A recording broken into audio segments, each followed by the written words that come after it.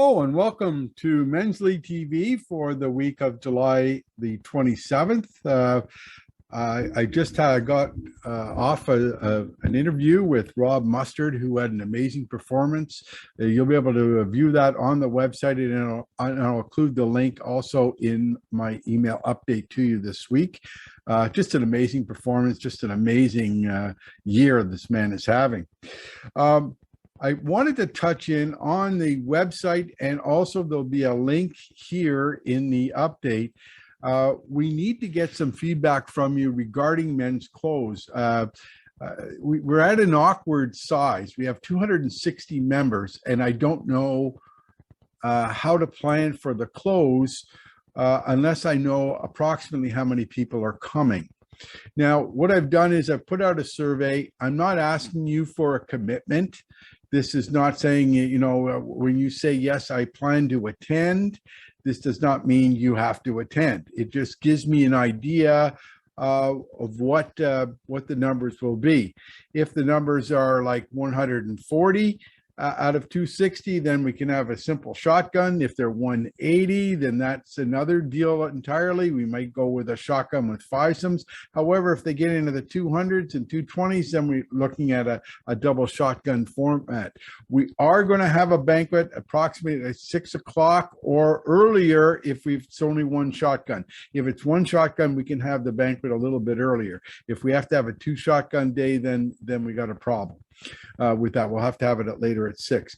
Look, I'm going to ask you a favor. Once you fill it out, you don't have to fill it out once, whether you do it from the website or you do it on the email update link. Talk to your friends in your foursome.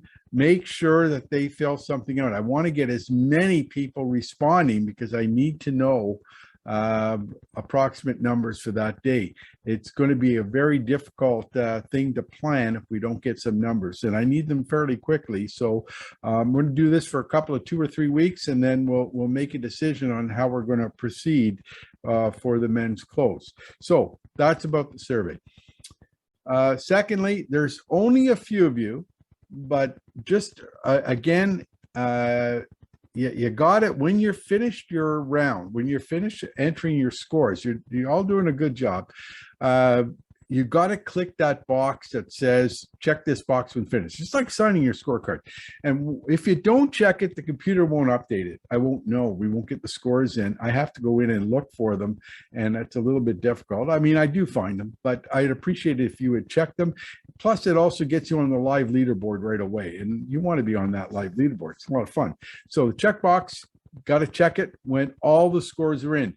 I've had a few cases where, people put in a couple of scores and then somebody else went home in that foursome and put in a couple of scores. They didn't mark the checkbox the first time. They marked it the second time. That's fine. That's fine. When the scorecard is finished, mark the checkbox to tell me that there are no more scores going in. A few of you, and I don't understand why, have not put in scores. I know you've golfed that day. Some of you have won prizes on that day, but put no scores in. And I don't understand that. One, when you don't put in a score, you do two things. You're hurting yourself, but also you're hurting your team. Your team needs your points. And there are prizes for team. You could win something. You can get in the playoffs. You can go ahead and win. So I have a few people that have told me, I didn't feel like putting them in. If you have the scorecards for the days you missed, take a picture of it, send it in to me. I need to know the hole by hole score and your total putts. I don't need to know hole by hole putts, but the total hole by hole score. That's the way it works. So if you have that information and you want to put the information in, go ahead. Do not go to the scorecard and put them in. I won't get them at this point. The electronic scorecard is over as soon as I run the reports the next day. I don't use it anymore. Match play. The deadline is the 31st for this round. I know I'm getting a lot of results back. There might be a few cases for extension, but look, you got to get those matches in unless there's a really good reason. There hasn't been any rain or anything like that. So get the matches done. And I'm sorry I haven't been able to spend more time on match play and, be more informative, like telling you who you're going to play, but the links are there. You know who you're going to play. It's always there. If you go to the website, you can just see where the links are and click on the links to find out who you're playing. And I've given you email addresses, so everything's there. I cannot go through this over and over and over again. You've got to watch what the information I'm giving you and use that. I will help you any way I can, but guys, it's a lot of work. I'm doing about 5 or 6 different things here, and match play is kind of you've got to help me out here.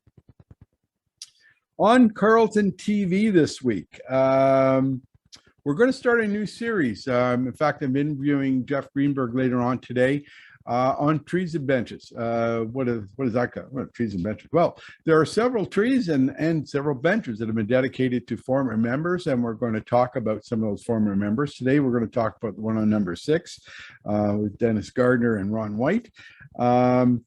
Hopefully I'm going to interview Mike McKenna next week. I've got some exclusive video, and Mike is and I are going to talk about the fire that happened at Carleton, burned down our clubhouse. So that's Carleton 60. Had a chat with Stu Whiteman. That's less at Carleton 60, but Stu is very passionate about engagement. You're an owner. And the engagement of the members is so important, as it has been throughout the years, and we certainly need support and engagement from all of you. So that video will be going up. Now, I interviewed Cameron Gall this week. He gave his update, but what was new about that was it was a live broadcast. We were able to figure out how to do a live broadcast. Mind you, that didn't work as well because I was using the Wi-Fi at the club, which is not very good. But when I went to my own data, it worked fine. Not for this broadcast, but the other one.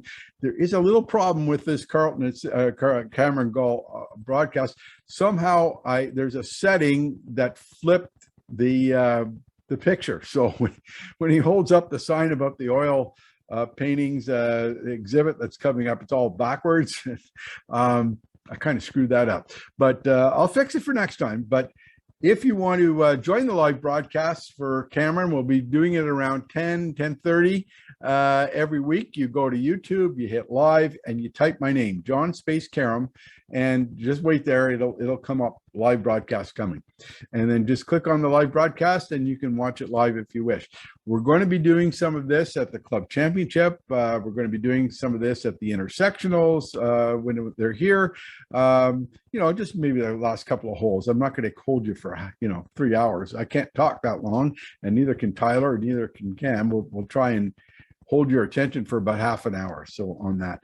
Anyway, that's what I have for this week. And until next week, play well.